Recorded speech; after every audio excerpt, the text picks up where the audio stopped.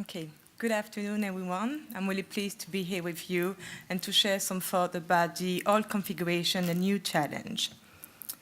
This is my daughter, Eva. She's 2 years old, and I think she's already quite addicted to the new device of technologies like tablet. And when I take her, the tablet over her hands, she starts to cry. And I think she's really, really convinced of the potential of those new technologies. So she's really at ease with the third industrial revolution. But before entering this topic, I would like to go back and give a little history. Because the industrial revolution has brought profound changes in our history. The first revolution started in 1770 in England and lasted to 1850. It was based on coal and steam energy. The revolution here is about the use of machine, and we are replacing manpower with machine power, so it allows us to produce more goods, more merchandise.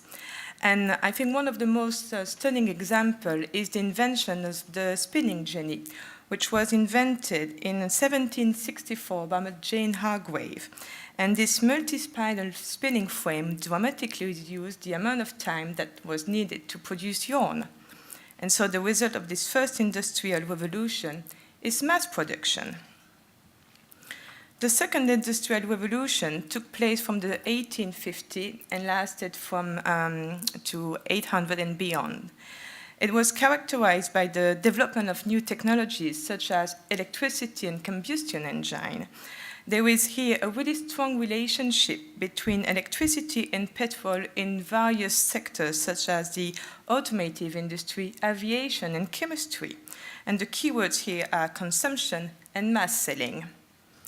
And the third industrial revolution is that of the digital era, with virtual network and the internet. Chris Anderson, the previous editor-in-chief of the magazine Wired, defines it as being the combination of digital and personal manufacturing. The model of this third industrial revolution is innovation, as we need to invent the world. This revolution started in the 70s with the invention of personal computers in 71 with Apple, internet, and the microprocessor from Intel. And it further developed with new information and communication-based technology. But the first industrial revolution is also one of design. So, how does this last revolution influence our day-to-day life? How does the internet radically change the way we produce goods and merchandise? And what are these consequences?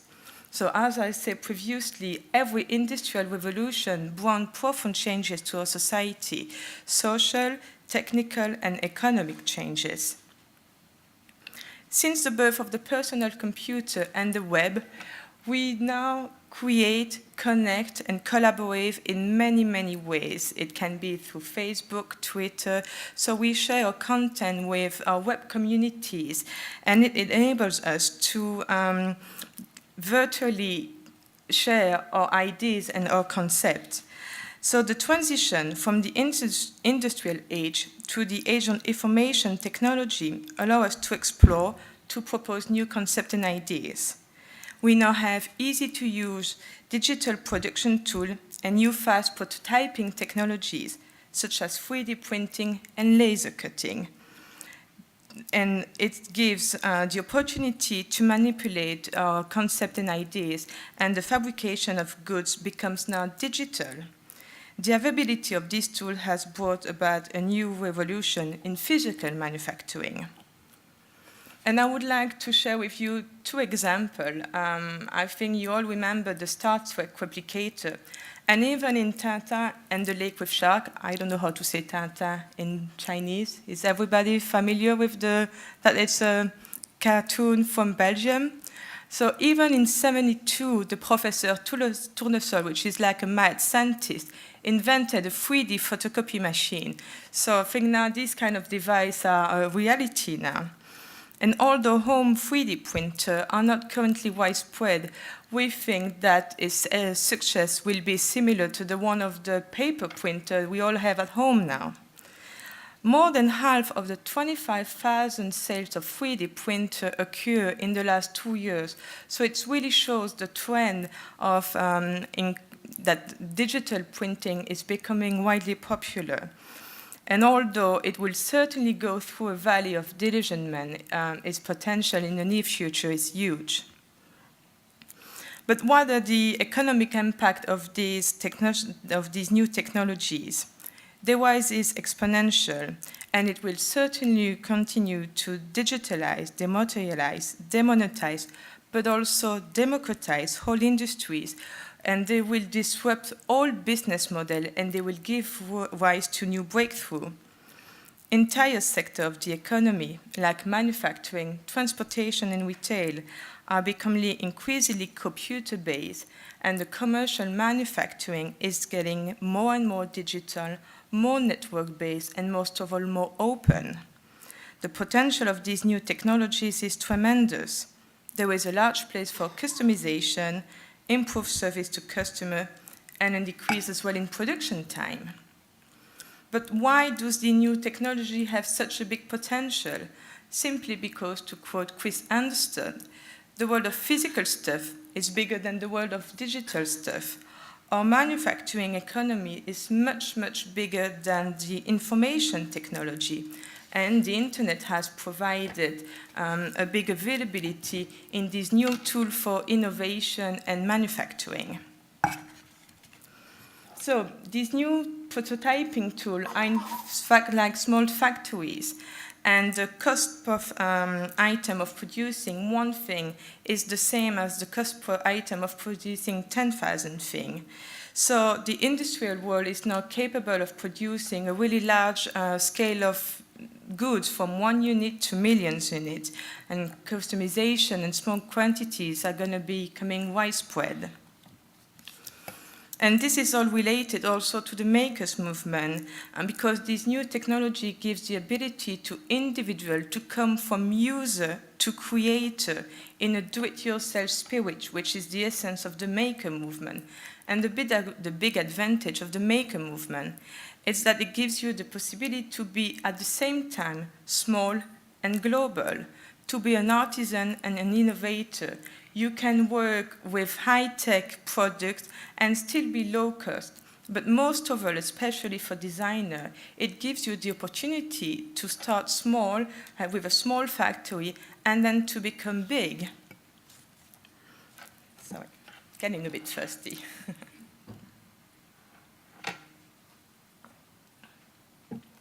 So to satisfy the needs of designers, we see now the rise of new production platforms, which allows you an easy access to 3D printing. In the US, you have CoFab, which acts like a crowdfunding platform, but for 3D printing. In France, you also have Sculpteo. And in Belgium, you have the company Materialize, who has been active for more than 20 years in Belgium.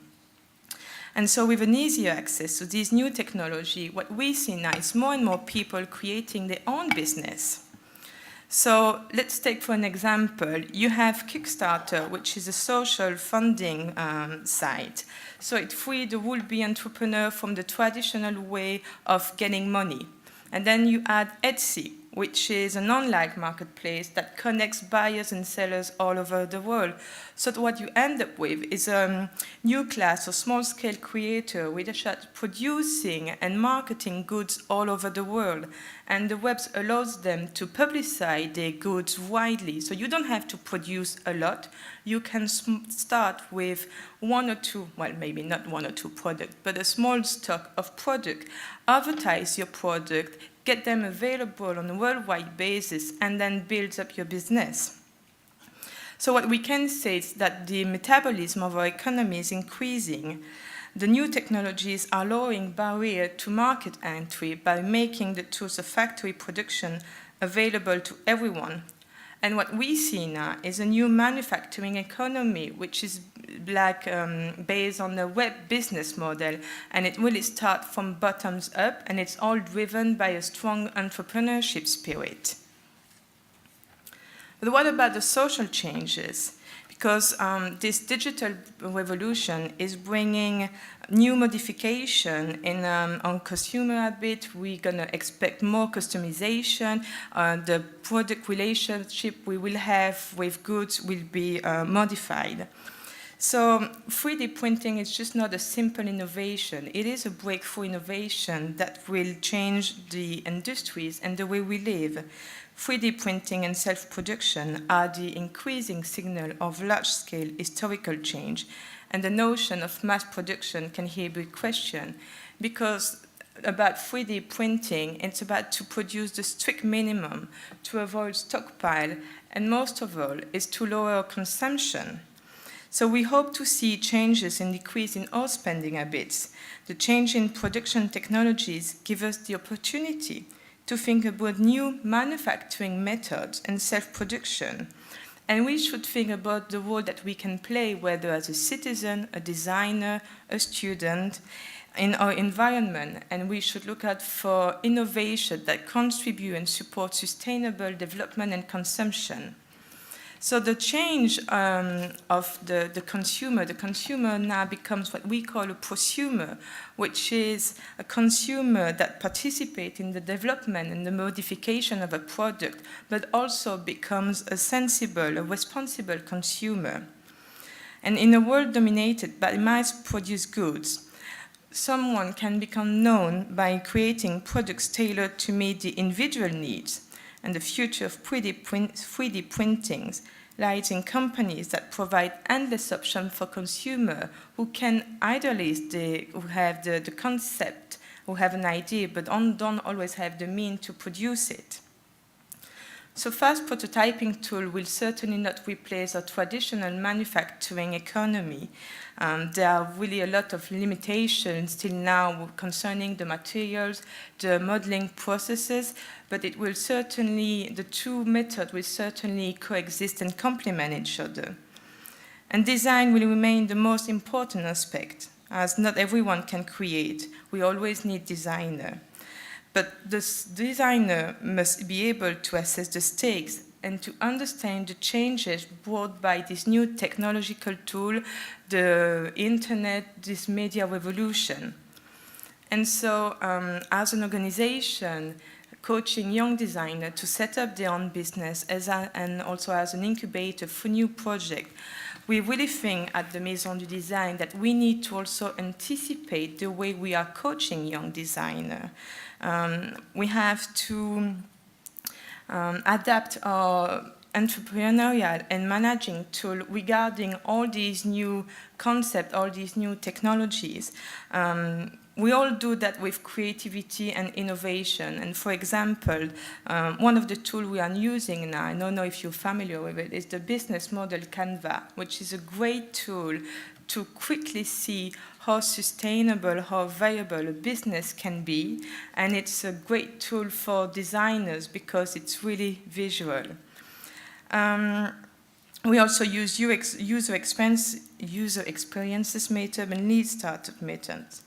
We also think it's really important to educate the public to those new technologies. So I'm going to show you 3 examples of projects that have been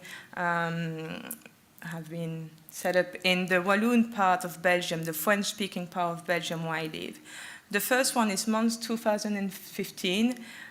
Mons will be the European Capital of Culture, and its main theme is where technology meets culture. So it really emphasizes the desire of the city of Mons to strengthen its economic development on creativity, innovation, and with the support of cultural and industrial industries. So Mons will be a bridge between its cultural and past heritage and its development as a new digital center. The city landscape will change dramatically as well. We're going to have a brand new railway station designed by the architect Santiago Calatrava. The Congress Center is also one of the new buildings designed by the architect Daniel Lipskin. There will also be many events, and you have many organizations taking the advantage of that bridge between technology and business. Fab Lab Cafe will be set up all over the city, as well as Café Repas, which are meeting places for social innovation. You also have the Mondaneum, which is a center for archive and documentation. It has more than 6 kilometers of document, and it was even baptized by Le Monde newspaper, the Google of paper, and has a strong link with the Google Data Center, which is also located in Mons, to make connection between new technologies, business, and culture. There's also the New Media, which is an institute that brings scientific training and research activities in the area of media, art, and technology. There's also Creative Wallonia, which is a program that aims to restructure and reinforce the economic growth of the region. It was set up in 2008 based on the United Nations report that shows that industries and businesses that are mixing different kinds of expertise, such as design, marketing, psychosociology, are 4 times more efficient than the traditional manufacturing. These are one of the 2 examples of projects that have been set up within the Creative Wallonia frame. The first one is the Makers Lab. So it's a mini mobile lab that traveled all over Wallonia for more than 1 week. And it had many different tools, such as a 3D printer. It even had a knitting machine. So it was really to educate the population about this new technology. The second project, the Creative School Lab, is to bring creative thinking, creative design into the training the training institute teacher. So we think that teachers should be also be educated to design thinking, to this new technology, because they are the one passing through the knowledge to the young people. And then the last example is the KIC Festival. It's an international festival of creativity in digital culture, and the festival explored the economic and artistic implication of new technologies. So during 3 days, the objective is to make people think about new technologies, and it really aims at planting the seed of creativity into the core business of companies and also the population. So what we can say is that the world is moving fast, and new technologies are part of our everyday life. Design itself has been greatly modified through the effect of digital technologies. Sustainable development and the financial crisis have obliged us to reconsider the market rule, as well as the value and the purpose of a product. So what are the challenges for the future designers? Well, the first focus will be to improve the focus on the design process, on the ever-changing manufacturing procedure, and also on the service rendered by a product, such as the interactivity, the shelf life, the ability to repair a product instead of just throwing away the product.